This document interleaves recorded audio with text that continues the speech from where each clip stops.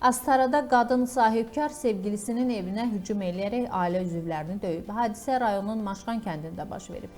Kənd sakini Tarifə Əliyeva həyat yoldaşı Rəfail Əliyevlə rayon ərazisindəki Astara Mall ticarət mərkəzində alış-veriş edərkən orada satıcı işləyən qızlar Rəfaili göstərərək vəfanı saxlayan oğlan gəldi deyib.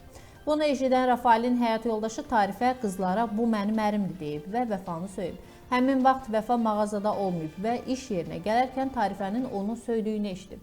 Axşam saatlarında Vəfa içkili vəziyyətdə özünə məxsus avtomobillə Rəfail Əliyevin evinə gedib. Yolda o Rəfailə zəng vuraraq söhbət eləmək istədiyini bildirib.